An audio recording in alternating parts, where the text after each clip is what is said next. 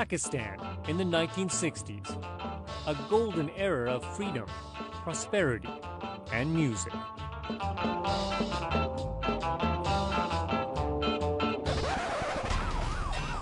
But the Pakistan of today is a very different place. Under siege by those holding an extreme interpretation of Islam, popular culture has been stifled, music silenced, and musicians killed. The biggest names in the industry, people that we grew up listening to, just completely given up. I'm Steve Chow. On this episode of 101 East, we join musicians fighting to reclaim the stage in Pakistan.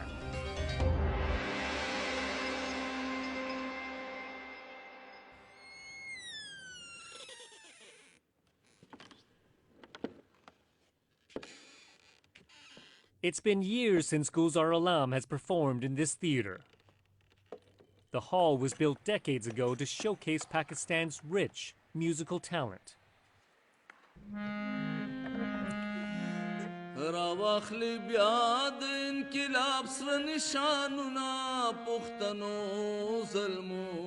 And for Gulzar, one of the nation's most renowned folk singers, this place once held so much promise.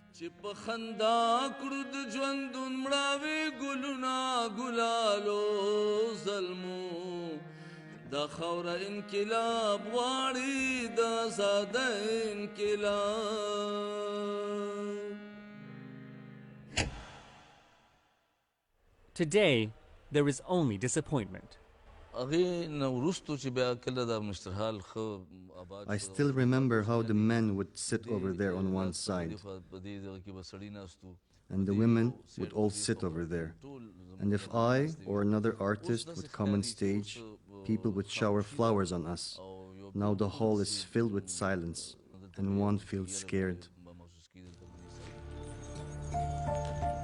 Just outside these walls, those intent on imposing a strict form of Islam have attacked schools and killed scores of musicians for the crime of singing. Such threats convinced authorities it was too dangerous to allow public performances, and the concert hall was closed. As a musician, when I think over what's happened, my heart hurts. If you remove culture from a nation, that nation dies. We have a centuries-old rich history of music. Our traditions have been attacked, murdered. It's left us all very deeply depressed. For Gulzar, his commitment to music has come at a heavy cost. Tell me about the night your friend, Anwar Gul, was killed.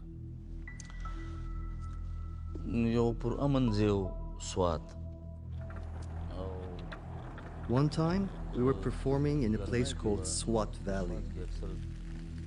It used to be a peaceful place, but conditions became bad. After the performance, I told other musicians, let's stay the night. But they insisted on going back home. So we took two cars.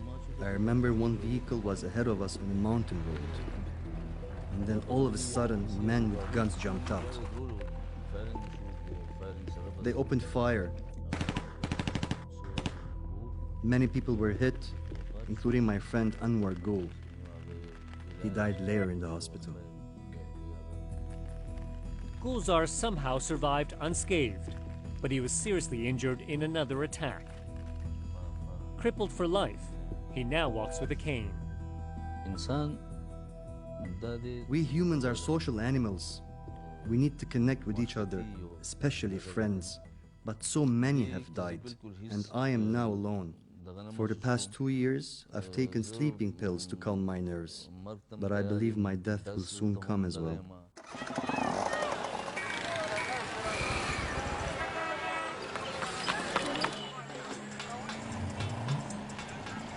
Another bomb blast was there.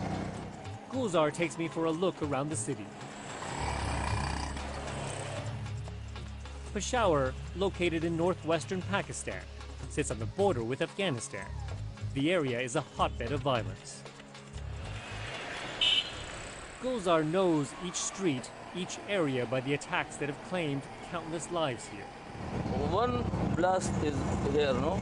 This is the medicine market. He's moved his family 18 times because of death threats. Still, wherever Gulzar goes, he's adored. While many music shops have been forced to shut down, Gulzar takes me to one that remains defiantly open. His music is for sale here, but it doesn't help him pay the bills. He lives in virtual poverty. How much money do you make from all these CDs? The truth is, I haven't been paid a penny for them. We used to get $400 to $500 for a record. We actually have to pay ourselves to make CDs now, because we need to keep our names out there. Shawali is in Canada. In Canada? Yeah. Nagma, she is in America. And Sardar Tucker, he is also in America. Your friends have been murdered. Many other musicians have all left. Why do you stay in Pakistan? Why do you keep doing your music? I've had my chances to leave and was offered asylum before, but I never thought it would get this bad. Now it's too late. Other countries won't accept us. I gave 35 years to music here, and I'm 55 years old. But I no longer know what to do. I can't support my family. Gulzar makes a little income from playing at weddings, but he says it's not enough to feed his family of 6. He's now considering leaving music and working as a truck driver.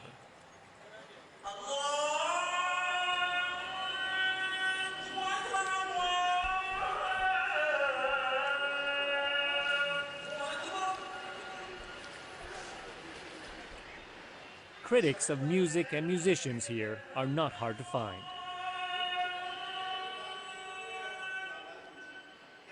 This is the Red Mosque, located in Pakistan's capital of Islamabad. It's at the heart of religious conservatism in the country. For years, it's provided ideological guidance to religious fighters traveling to Pakistan and Afghanistan to wage war. कि माशरे में फाशी और ओरियानी को आम करने के लिए मौसीकी एक बेहतरीन हथियार है शैतान का। Maulana Amir Siddiqui is the head cleric. His message today, the evils of music. तो इसके मुकाबले में जो दिलों को रूहानियत से भरने के लिए जो चीज़ अल्लाह ने भेजी थी Quran. In 2007, the Red Mosque launched an anti-vice campaign. Students from its madrasa marched on Islamabad, dragging out and publicly beating those suspected of running brothels. They also torched shops selling DVDs and CDs. Siddiqui denies the Red Mosque promotes violence and is convinced music is wrong. लेकिन एक ऐसी चीज़ के जिसकी बिना पर इंसान If there's something that draws a person closer towards sin, like music does, then it's forbidden. All music these days is based on temptation, emotions, and illicit relationships between men and women, which can lead to sex and sin. What do you think of people who say that your views on music are too extreme? बुनियादी तौर पे The Muslim community's real issue today is that it is distancing itself from God and the Quran. And the government is unable to understand the true needs of the people, which is to move towards a true Islamic system. This is why we have all these problems in society. Following the Vice campaign, government forces and Red Mosque followers clashed. In fierce fighting, more than 100 people were killed. Authorities later found arsenals of weaponry hidden on mosque grounds. Ever since, the government has kept close watch over the mosque.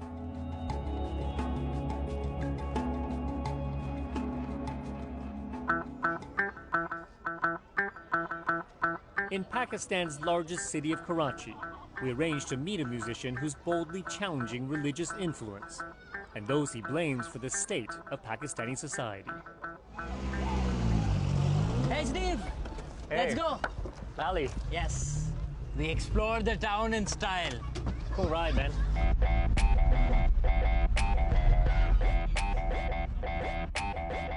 Ali Gulzar is the country's most infamous rapper, and within minutes of meeting him, he's critiquing the injustices he sees around us. So you can see these cars, and there are so many people who are powerful in Pakistan, and they just get a police car for personal use. They can have police cars, protect them, be there 24 hours, and what happens to the general public? Nobody's there to care for them. Ali shot to fame a year ago when Pakistan banned YouTube. He released this music video criticizing the government for limiting free speech.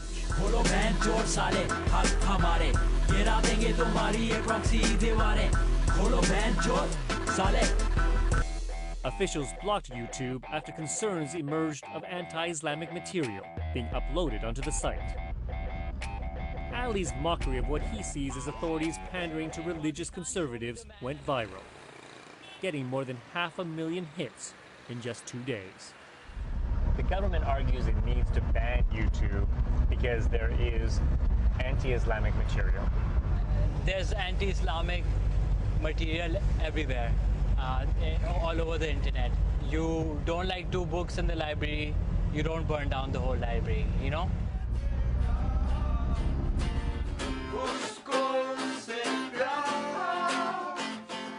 In a makeshift home studio, Ali and his band continue to pump out new songs. But even for the most popular rappers in the country, it's hard for any of them to make music their full-time profession.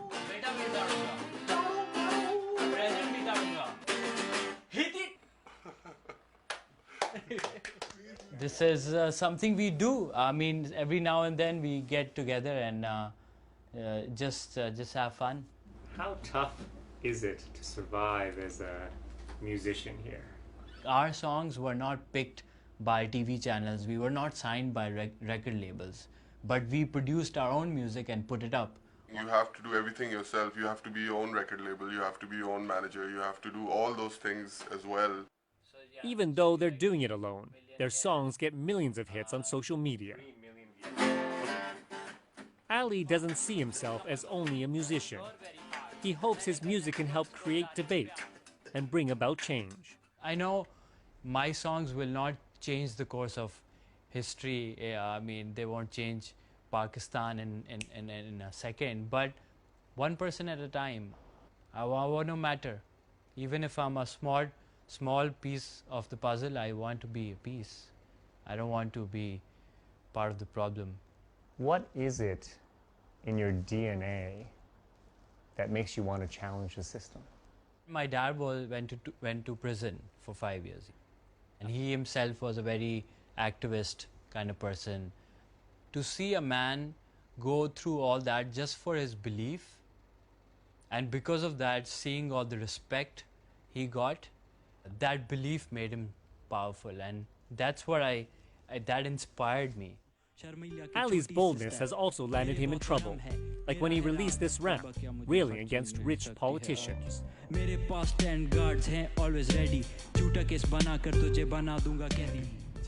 So you start getting a lot of death threats, and then I used to laugh them off because I thought it was like a prank call. I didn't take them seriously, but then a black Corolla would follow me for 2 weeks. I think that was the point when I realized, okay, so this is what I've done. I've pissed some people off. And these are people who are powerful, who are trying to intimidate me. And this will be something that I'll have to deal with if I want to continue doing this. So how do you deal with it? I mean, there are some things that you can challenge and you'll get death threats, but there's some things that you do, you know for sure you'll die. So yeah, you just watch for those boundaries. And I don't want to. The artist, the satirist in me wants to go all out. But yeah, that's... Thanks, Ali. The city of Karachi used to be a place of musical risk takers. In the 1960s and 70s, musicians from Pakistan and around the world flocked to the city. But today, there are few reminders of that period. Once hip venues have been left to decay. This used to be the Metropole Hotel. At one point, it was the grandest venue in Pakistan for music. Places like this hosted Dizzy Gillespie, Duke Ellington, and Quincy Jones. It's really sad to see how run down it's all become. But there are signs the government may be finally moving to help musicians. Pakistan is launching its largest ever operation against what it calls religiously fueled extremists. Hundreds of thousands of police have been deployed.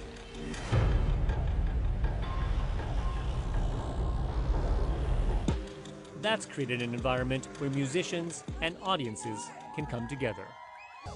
Today, it's the biggest outdoor concert in Karachi's living memory. Still, fears of an attack means organizers need heavy security. Attendees must endure 3 separate lines of metal detectors and body searches, and no single men are allowed. It's taken months of negotiating with authorities for the concert to go ahead.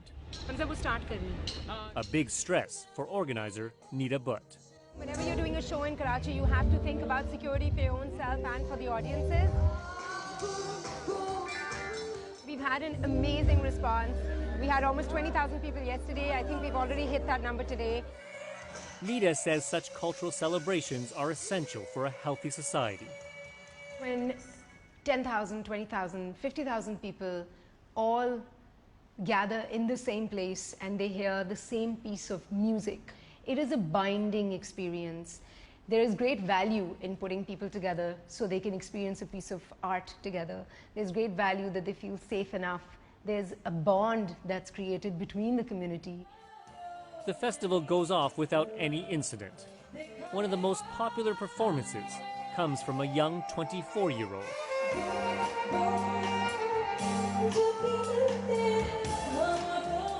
In a country with few opportunities, this is a huge moment for Sarah Hyder.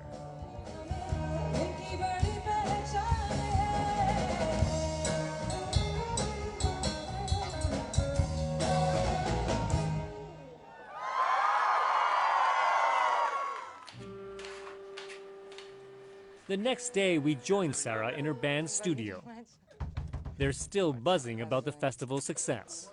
Everybody in this room plays with a lot of different bands. Like this festival that just happened, like almost everybody in this room was at least in like 2-3 bands, because like they're really, really good. They may be good, but Sarah and her band still have to work out of a studio in the basement of a house. No record labels in Pakistan are currently taking on new musicians. I don't even know what my career or my life right now would look like if I was in a different country, because over here the way you do music is so it's completely like it's very difficult to explain to somebody who comes from that kind of background. The biggest names in the industry, people that we grew up listening to and admired, they've just completely given up.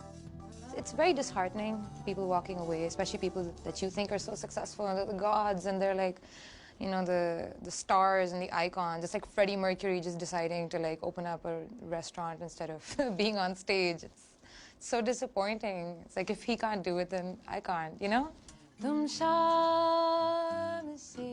Sarah faces another hurdle in her chosen profession, being a female musician in a conservative society. So it's like, dun, da, dun. Women are stigmatized that they're a part of that rock music scene because, you know, they're like, okay, you're known as I don't know how to put this sensitively, but the drugs and the rock and roll and whatnot, they all kind of go together. You're saying that people view you as loose just because you're a singer. That's the general perception. I'm not even talking about careers. I'm not talking about going to an office, although that's very difficult for women too. I'm just talking about a woman who wants to do something with her life. Along with that comes very real dangers. Sabine Mahmood, an activist, ran one of Karachi's only cafes that allow musicians to perform for the public. It's where Sarah had her first start. She's a really, really dear friend of mine.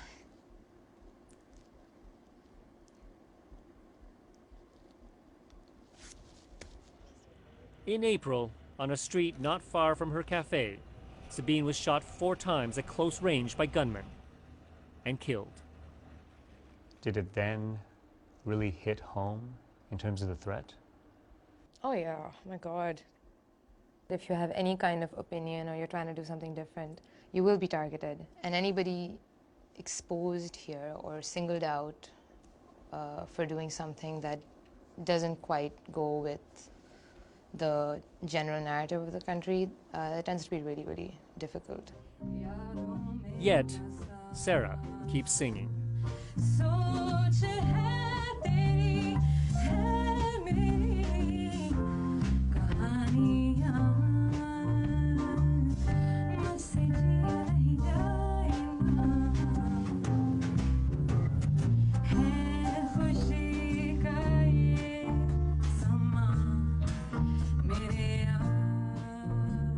Music makes you believe that there's something else, something greater than you, that you can believe in and that you can be happy about. There's a force for positive energy in your life.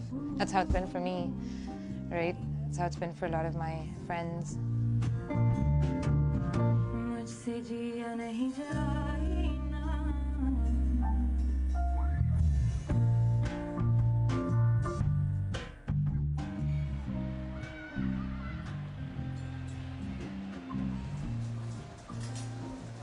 Sarah says her strength comes from her mum.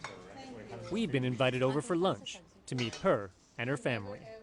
Do you think Pakistan is ready for female musicians? There are a lot of people who would ask me, why do you let her go into singing? I mean, people are going to say, oh, she's a singer. She's not a doctor or, you know. But I think they need to feel that this is also a respectable profession. It's just going to get better and better. So hopefully this will too. Still, her mum worries about Sarah's safety. There were a lot of security issues. So I would be constantly tense when they were late. Security is better now, or? Seems to be. Although we've had incidences, as you must have heard of Sabine. This was a big thing in the house. Today, Sarah has other things on her mind. For the last few years, she's been a backup singer on Pakistan's most famous music TV show. But for the first time, producers have given her a shot as a lead singer. We're now minutes before her breakout performance goes to air. It's 4:30 on the dot. They release it, and then kind of whatever it is, whether it's good or bad, it'll be everywhere. So that's gonna happen. Nervous? Just a little. Producers pair her with one of the country's most well-known male performers. Do you feel that? Feel this? Feel the heartbeat? The microphone is picking up Sarah's heart, beating fast.